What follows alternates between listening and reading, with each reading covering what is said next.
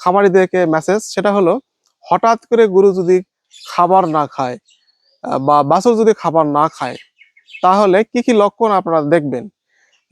হঠাৎ করে খাবার না খেলে আপনার হতে পারে একটি বড় ধরনের বিপদ।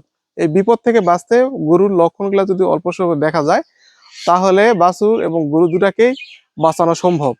প্রথম যে লক্ষণ, হঠাৎ করে যদি আপনার গরু না খায়, দেখবেন আপনাদের গরুর জ্বরটা আছে কিনা গরু গায়ে।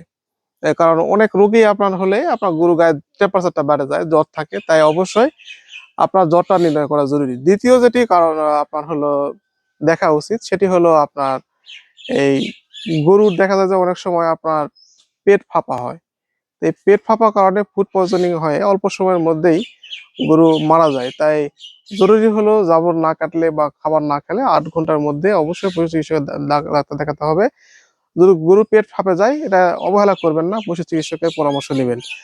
আর বাছুর গরু দেখা যায় যে আপনার একটা বিষয়, সেটা হলো হঠাৎ করে না খাওয়ার পিছনে কারণ হতে পারে বাছুরের আপনার গায়ে গুটি। এটা হলো ল্যাম্পি স্কিন ডিজিজের লক্ষণ, এটা একটি ভয়াবহ রোগ।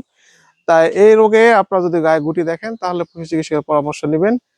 আর বাছুরের আরেকটা সমস্যা, বড় ধরনের সমস্যা, সেটি হলো বাছুরের আপনার হলো এই সাদা উদারময় হয়, আবার ডায়রিয়া হয়।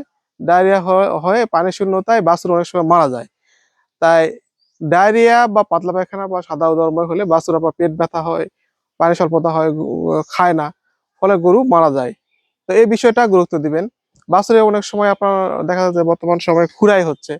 খুরাই হলে বাছুর গরু দুটার মুখে পায়ে ঘায়ের লক্ষণ দেখা যায়।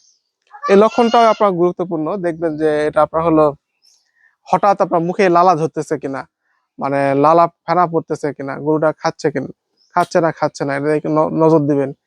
আর সর্বশেষ যেটি হলো বাছুরের সবচেয়ে কমন একটা রোগ, সেটা হলো নিউমোনিয়া, সর্দি কাশ জ্বর। তো দেখা যায় যে আপনার হলো নিউমোনিয়া হলে কি হয়, বাছুরের আপনার এই নাক দিয়ে আপনার সর্দি পড়ে, ও ঘন ঘন নিঃশ্বাস নেয় এবং গরু খেতে চায় না, গরু গায়ে জ্বর থাকে। এই নিউমোনিয়া হলে আপনার অনেক সময় বাছুর মারা যেতে পারে। তাই অবশ্যই এই লক্ষণগুলো দেখা দিলে দেরি না করে আপনার নিকটস্থ পশু চিকিৎসকের পরামর্শ নিন। পশুকে সুস্থ রাখুন, ভালো রাখুন।